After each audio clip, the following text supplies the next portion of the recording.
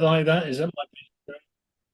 Oh, there you go. Oh, No, all right, I was Ray. checking my website. Dennis Young here, Primitive Substance. I'm your host, and I have the pleasure of having Ray Russell on, Hey, guitarist, long career with TV movies and James Bond movies, etc.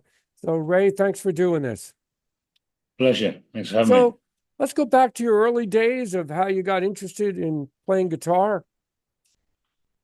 Oh, well, I mean, when I started, I was working this out the other day. I was about 12 years, probably younger than a lot of the guys that are into playing, Bill Haley stuff. So I was just um making that into I mean, the Shadows and people were kind of having hits. And the but solo artists were starting as well. I mean, I started because I begged my mum and dad to buy me a guitar, and they did. They were very, very kind, and I did a lot of just local bands Local gigging bands. around, trying to get better. Really, just do all sorts of stuff. Um, and then I had a day job, which was a very, very strange job, Hmm. moving cases of amplifiers from one side of the room to the other, which was not very fulfilling. And then I don't know if you know that you you've seen similar in the States, but there's a thing called the Melody Maker. Right. Oh, You know yeah. that, Tom? Of course. It's a kind of trade paper. There was a New Right. Musical Express was the kind of X Factor type, the fan page, and the Melody Maker was a kind of more of a trade paper. Hmm. And I was looking through this one day as I usually do, not doing any work, and it came up and inside the page it said John Barry Seven looking for a new guitar player. Hmm. And I thought, oh, that's me. It's going to be me. Yeah. But anyway, so at that time, no mobile phones, no internet. So the guy, left his phone number in the paper, Oh, okay. which people don't do now. I mean, it's Yeah. unheard of. Anyway, I called him up and I said, "Hi, Bob. Yeah, it's Ray here.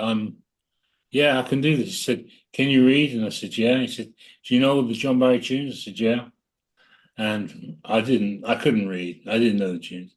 Right. So, I got the John Barry greatest hits and another record of all John Barry stuff, put it on a record player, and just woodshedded.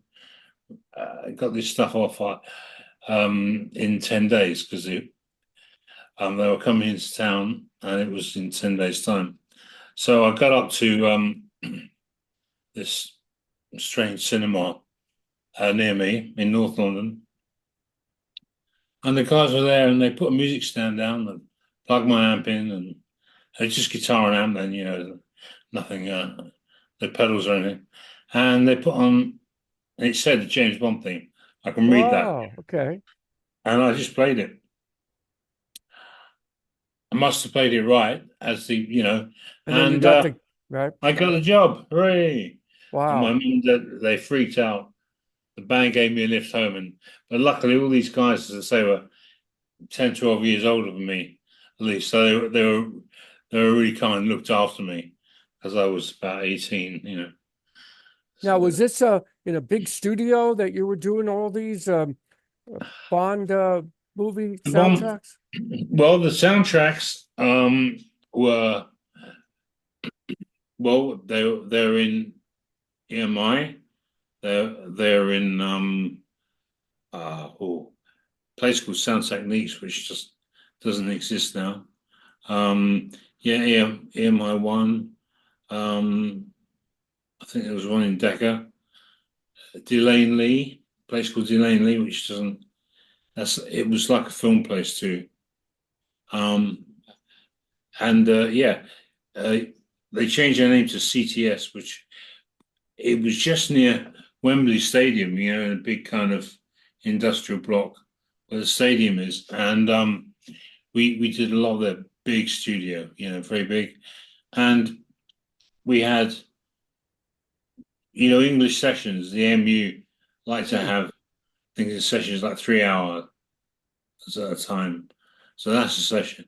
So we did 9 hours the first day, 9 hours the second day doing the score, which is pretty formal, John or whoever was conducting. Right.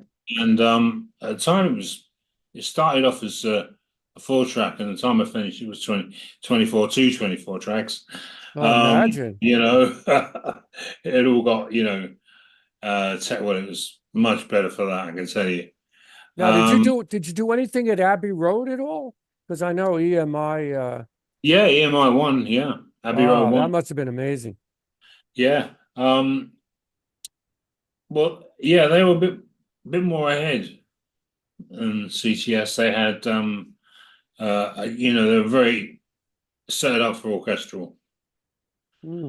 I mean, CTS was, but it's like that's all Abbey Road did, and you used to walk in, and the mics was just so positioned that you sat down like a really, really big version of Muscle Shoals, or you had to use the same amp. It was already. The reason it was is because the poor engineer had like 10 minutes to get, 100 people together, Right. start the score. So, hard work. I Um, imagine. yeah, and we had like 2 or 3 takes per music cue. Um, that went down, James Bond theme a few times, a few other stuff. And then occasionally I get asked to I think it's a Spy, Love Me. Get to ask to put overdubs on. And Hmm. there's a skiing sequence where, I play some kind of slide and stuff as the skiers go down the hill. I remember one, but he used to do a few of those. John used to like that. And then the third day, we did some, little overdubs, and in the evening we did song. Oh, okay. So the theme song, like Rita Coolidge, so the Spy Love Me, isn't it? Right. Yeah, and it was great because her and Carly Simon, all time high, a great song, Right. and and she came along and sung the guide as we were playing it, and then I put some overdubs on guitar fills, and they would do the vocal. I'd sort of stick around and hear that. That was great, It was a really nice event. So those singles were the kind of, to me, the high point, even though the rest was, great for me. That was Now, was everything written out? Did you get to improvise at all? Was this all scored music? um well, James Bond theme was scored, That's what I thought. but I mean it sort of had to be because it had to be what it was, and you can't, you can't buck that theme, Hmm. It's like no matter what film it is, it has to be in. I was realizing that is probably then a couple of John Williams things, obviously Star Wars, you know, Right. and other people I've probably forgot to mention, but forgive me, but with the Bond theme, I was just thinking about this, and I was thinking how many different bands have a franchise playing this, Right. and the theme actually has kind of adapted over such a long time, and it's kind of more important than the movie in that everybody who goes James Bond movie, they Right. Right. hear Right that in their tune. heads. Yep. It's such an important part of the culture. Now, were you It's on just, did you do the Live and Let Die? Were you on that too? yeah, I did a bit of it. That's a The great song, theme. yeah, it was interesting because there's a few odd bars of time in it, and so that's nice. That was good to play. It was interesting, especially after playing 6 hours. You suddenly get da da da da da Yeah. da. Oh, yeah. You were doing Yeah, that? and it's all like alive. Come on, guys, Yeah. it's great. Yeah, How was it But, working with Paul McCartney? Was it well, I didn't. I mean, I saw Paul. I mean, Paul wasn't that kind of that social only because he was like doing something. It wasn't. But I know, yeah, I know Paul from George Martin. We did a couple of concerts together and stuff. And know him from being at Abbey Road, just hanging in the there's a little restaurant there. oh, okay. I mean, I'll call it a restaurant. It's a diner, It's nice. Hmm.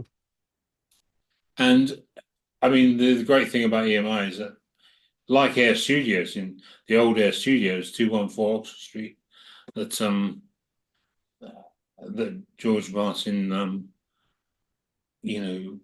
It was on the fourth floor of the corner of Oxford Street. There was all these clothing shops beneath. It was quite a laugh getting up there.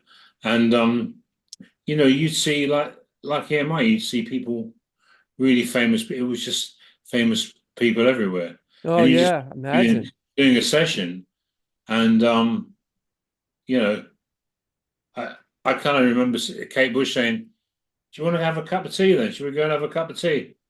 And we all want to have a cup of tea, in this little Italian cafe. It was great, No one was bothered. It was all fine, and yeah, EMI, the Beatles, would sit there and have a chat. I've got a really great video with the guys just talking there. That must have been something. Then you worked with Monty Python, didn't you? With Life of Brian, and then you did a couple of HandMade those. Films, yeah, HandMade Films. Yeah, so George Harrison. This is how the guitar came about. George Harrison, 85. He gave me the guitar in 1985. But he started the first film, I believe, I did was a thing called Water, which is all about water rights in the West Hmm, Indies. that's And different. yeah, Michael Caine was in it. And at the end of the film, they all get together and have a big jam. But they all wanted to go over at the beginning and have a big jam as well. So me and the guys were kind of did all the music really, and then George said he gave me this guitar and he said, I can't do much with it, but if you can do something. And Oh, the story of this guitar, oh yeah. Let's hear about that. Cause it was on Antique Roadshow. I found out March. I didn't even know this March 2020 edition. And boy, let's hear that story. This is a good one. oh yeah, I'll have to get you the guys.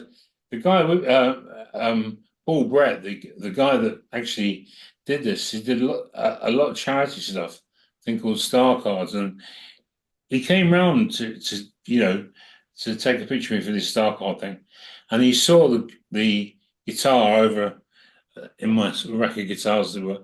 He said, "That's an interesting guitar." I said, "Well, it's a fretless guitar. Mm, George gave it to me." And then I played it, and it is quite hard to play, but it's it does have a certain sound.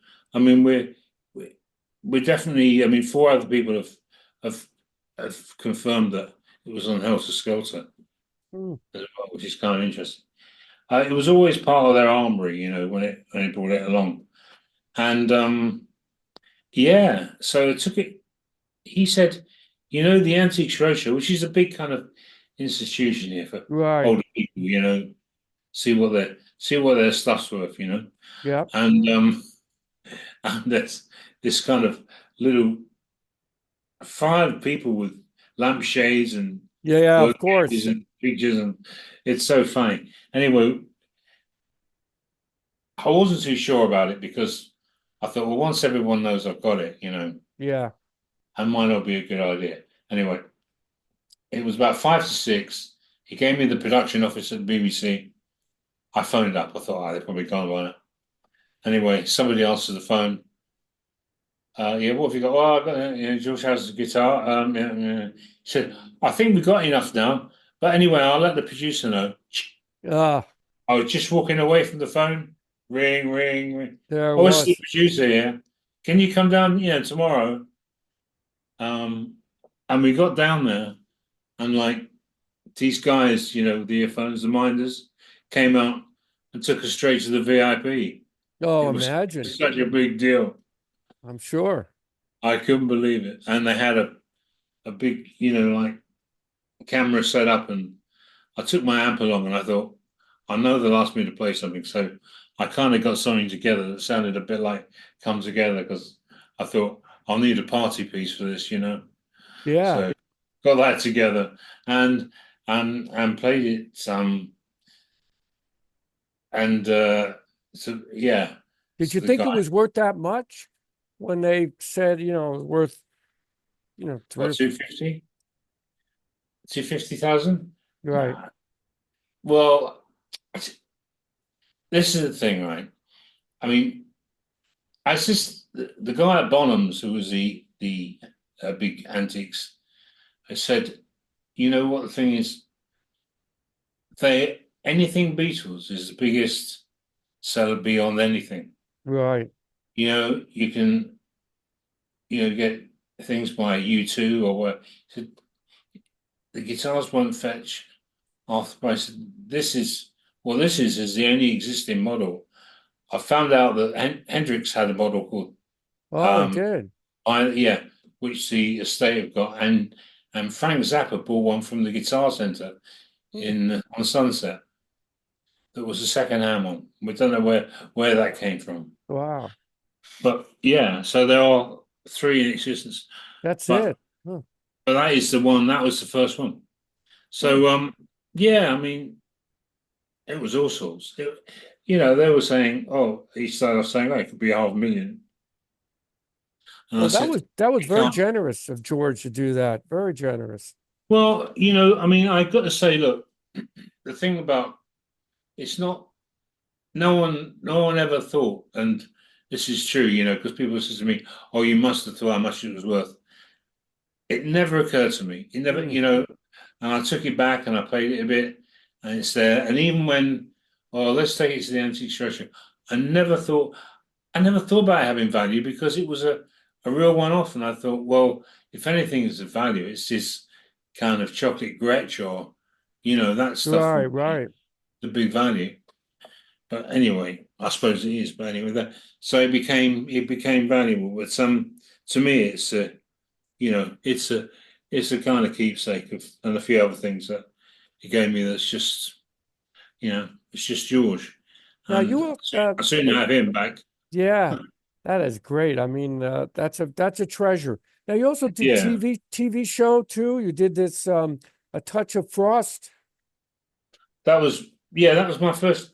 I've been writing with a guy that did a lot of films called, or does a lot of films called George Fenton, who's a pal of mine, and we did going way back now, a thing called Bergerac, which was a big Sunday night, like quite easy kind of thriller, but for Sunday evenings, it had that slot, and we did that. That went quite well, and did a couple of other things with him, and then yeah, I got offered really straight. The director from the producer phoned me up, and who I knew from various things earlier. He said, "Would you like to have a go?" And I Oh, said, "Yeah, I'd love to."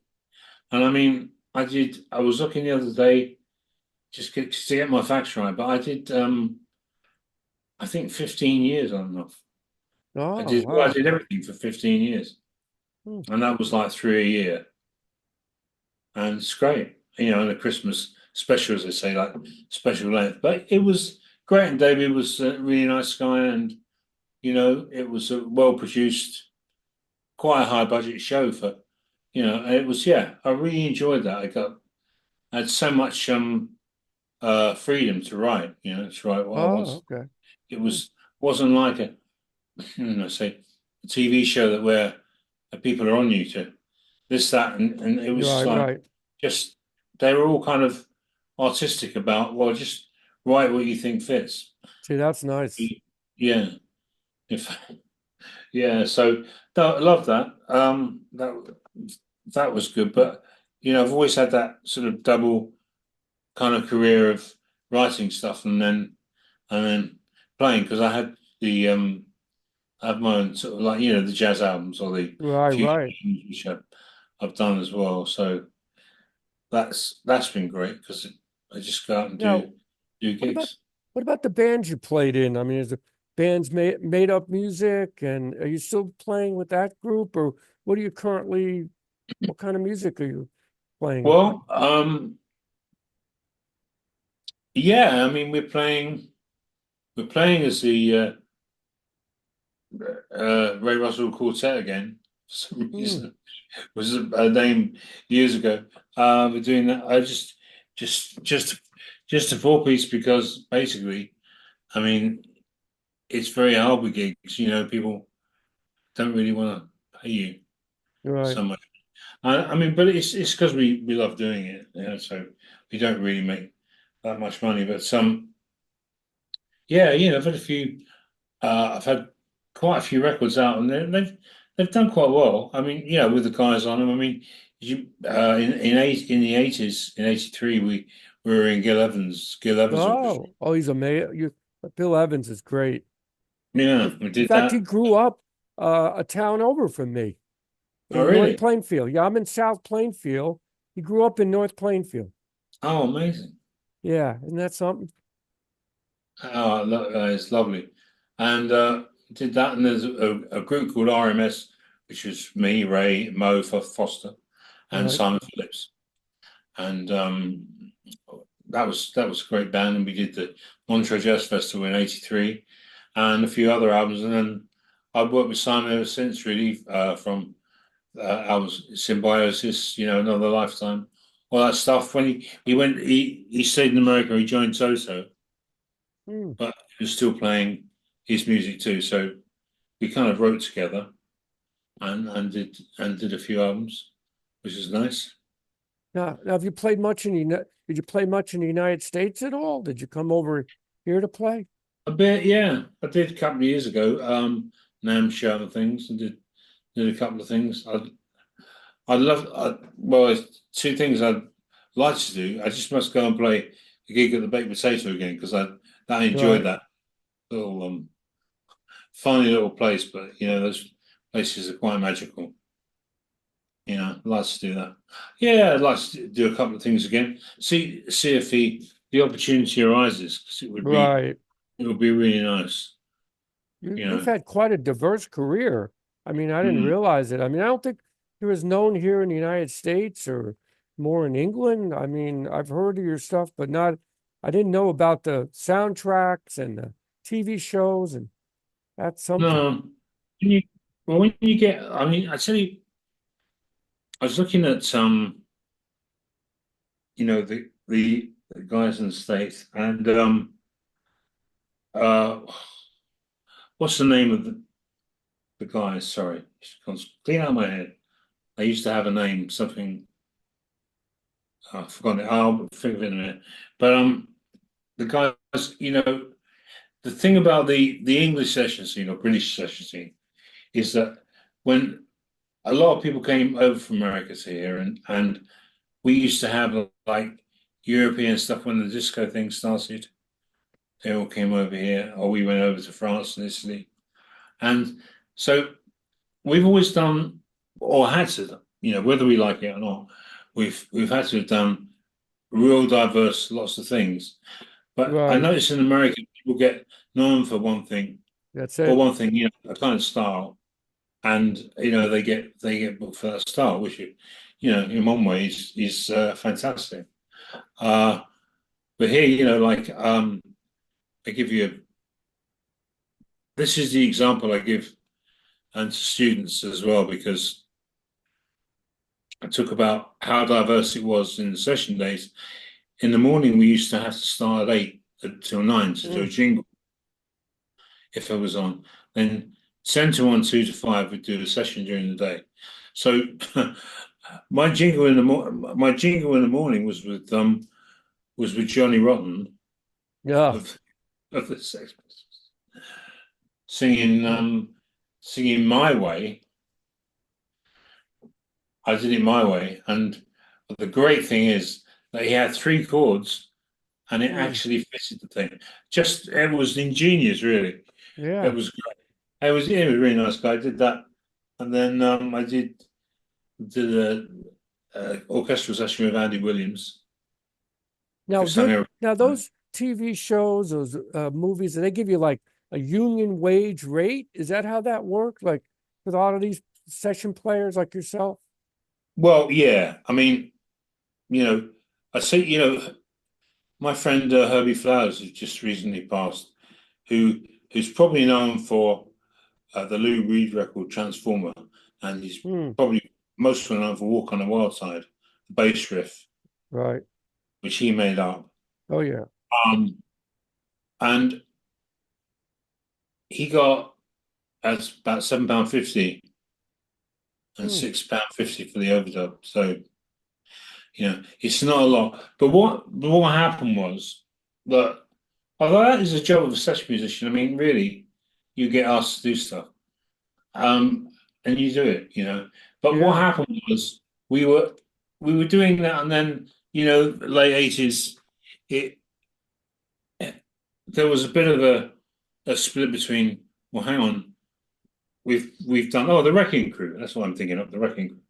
Oh, okay. Um, like we've done this, and so because I was doing, like, say, tracking guitars and stuff, I said, well, why don't you just make it this much, whatever. Right. So it was, the union rate had gone up to, by that time, 120 quid. So we just said, well, make it 250 or something, and I'd just do that. And then it's easier than worrying about, we can just get on with it, and just Right. be creative and not worry about money. And Uh, yeah, it was good. A lot of people took that. And then so the rhythm sections, I mean, we were the kind of A team because we were the first call at the time. hmm, We just get, that money. But there was a B and C team that didn't mean there were any less musicians right. or anything. They didn't get the first call, but it doesn't mean they were worse than us. It was just the way it was.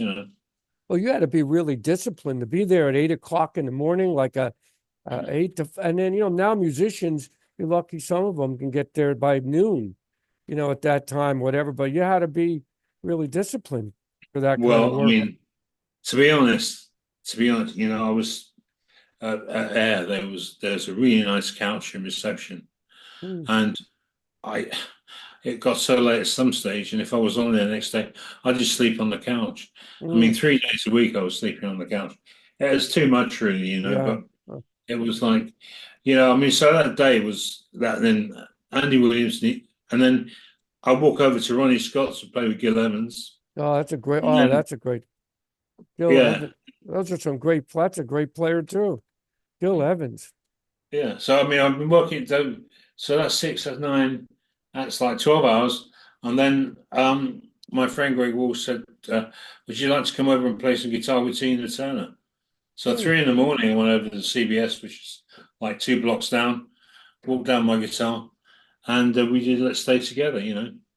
Now, what guitar were you using? What model guitar for everybody out there that you Hmm. played? Can you give me a sec, Sure, and I'll just show absolutely. you. I'll just show you because I just um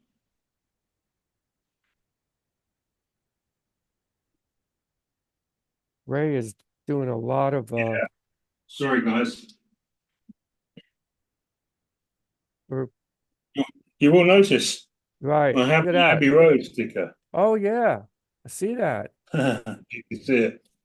Yes. So now, as this guitar is a story. I've been doing this thing on YouTube thing which you haven't put out yet, called "Every Guitar Tells a Story," Hmm, and that's a beauty. a few. Now this one, a guy um a guy called Alan St. Clair made this for me. Um, and what it is, it's a Strat, a light Strat, and the neck is a Gibson scale. Hmm, It's kind of got Gibson inlays, but he made this for me, and I beautiful. spent 18 years with this. I mean, this did most of the big sessions I was on. It's a Oh, lovely okay. guitar. A little bit being up. I didn't do that, but it's a little bit being up. But it's just plays great. I mean, it's like a Swiss Army knife. never needs refreshing. Nothing ever goes wrong with Could it. you lift that higher? There it is. Look at that. Yeah, you see it? Beautiful. That's a beauty. Wow. Yeah. I like that color. Yeah, I know Very it's a nice. really rare color. You can't. I don't see many guitars in that No, color. not like that. There's a there's the Strat that has Dakota red, but that color is a really special color. Yeah, so that was I used mainly that and a few a couple of acoustics Now, things. Um, where can we find your music at? Is it on the internet or some of your yeah, if you go to rayrussellmusic.com right? and you look that up, I mean, if you want, the only thing here is there isn't I'm just trying to there isn't an actual live link uh there, but you will be able to get it. You can look at the thing, and you can just go to the website. There's lots of lots of stuff on there you can listen to. That is Yeah. great. Yeah. We're kind of running out of time, but boy, Oh this has man. been, and thank you for doing this. This has been quite a, Great pleasure. I never realized how much, the bulk of work that you did is, you have a lot of great memories, I'm sure, about all those sessions and all the great people you met. I've got some stories. I'll tell you there's two things are happening. Uh there's a Sure. we're trying to finish a film and trying to get a release record one more time, which is about a lot of the guys in 70s, late 60s, Mm. 70s started doing sessions and about the whole thing. So Oh, that would be good. Um, so I might be able to let you have a look at it at some stage. I'll go when it's all like together yeah. and I can send you a copy. Yeah, that would be nice. So we're trying to do that, which should be great for the guys. And my friend Mo Foster, he passed about a year and a half ago, but we did a big memorial concert, and there's some including Simon Phillips. There's tons of people on it, Mm. really good. So that's we're going to try and get that released in the film festival because it's a kind of documentary as well Oh, about. okay. That's great to So hear. yeah, so that'll probably go on anyway. So now anybody out there that hears a James Bond, watches a movie and hears a guitar right here. You can't get rid of me now. I'll be everywhere. You are. That is something. Well, Ray, it's been a Yeah. pleasure. Thank you for Thanks. doing this and keep up the great music. And Thank you. that is really great to hear all these stories. And I'm sure you got a lot. If you write a book, you got tons of chapters on it. So much. Yeah, I should So, do, but then I've got to find somewhere I can go where they can't find me. yeah. Well, maybe you'll find it, but who knows? But anyway, it's been nice All right. talking to you. All right, Have a Dennis, nice thank night you. there. Yeah. Anytime. Take care now. Yeah. Bye bye.